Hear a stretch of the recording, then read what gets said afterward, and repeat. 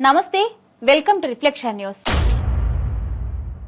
బవార్చిలో బిర్యానీ తినడానికి వెళ్లిన ఒక కస్టమర్ కి బిర్యానీలో టాబ్లెట్స్ కనబడ్డాయంట. దాంతో ఒక్కసారిగా హైదరాబాద్ వాసులు ఉలిక్కిపడ్డారు. తీరా ఆ టాబ్లెట్ ఏంటా అని ఆరా తీస్తే పిల్లలు పుట్టకుండా జాగ్రత్తలు తీసుకునే టాబ్లెట్ అని తెలిసింది. ఇదంతా గ్రీన్ బవార్చిలో జరిగిన వైనం. ఈ బవార్చి హోటల్ నిర్వహణ ఎవరు చేస్తున్నారో మీకు వేరే ప్రత్యేకంగా చెప్పాల్సిన అవసరం లేదు. ఒక బవార్చి అనే కాదు, దాదాపుగా నగరంలో ఎక్కడ చూసినా బిర్యానీలు నడిపే హోటళ్లు అన్ని ముస్లింలకు చెందినవే అవడం గమనించాల్సిన విషయం. మరి ఈ విధంగా పిల్లలు పుట్టకుండా అంటే జనాభా వృద్ధి పొందకుండా చెయ్యాలన్న ఆలోచన రావడం వెనుక ఎవరి హస్తం ఉండి ఉంటుంది?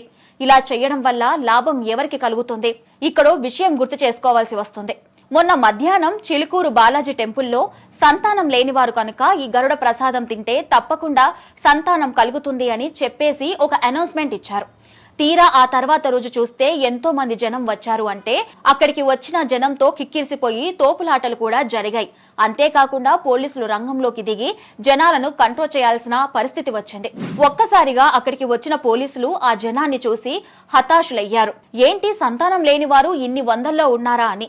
అదేదో పొలిటికల్ పార్టీ ఈవెంట్ కి వచ్చినంతగా వచ్చారు, ఇక రావద్దని పిలుపునిచ్చేంతగా. ఇదంతా చూస్తుంటే మీకేమనిపిస్తుంది? ప్రత్యేకించి హిందూ సంతతి మాత్రమే వృద్ధి పొందకుండా పన్నుతున్న కుట్రలాగా అనిపించడం లేదా? బిర్యానీ అనగానే నగరవాసులకు గాని సందర్శనార్థం హైదరాబాద్ కి వచ్చిన వాళ్లకు గాని నోళ్లు ఊరుతూ ఉంటాయి. బిర్యానీ తినడం అనేది ఒక కంపల్సరీ విషయంగా ఆలోచిస్తారు.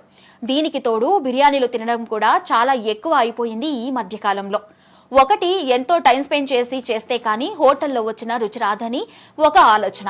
రెండోది, ఉరుకుల పరుగుల జీవితం, సాఫ్ట్వేర్ ఉద్యోగాలు, టైం లేక నగరవాసులు ఈ విధమైన బిర్యానీ స్టైల్ కి అలవాటు పడిపోయారు.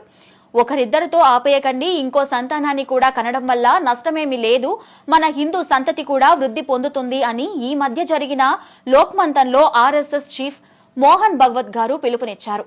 ఇక్కడ చూస్తేనేమో పరోక్షంగా హిందువుల మీద కుట్రపూరిత యుద్ధం జరుగుతోంది.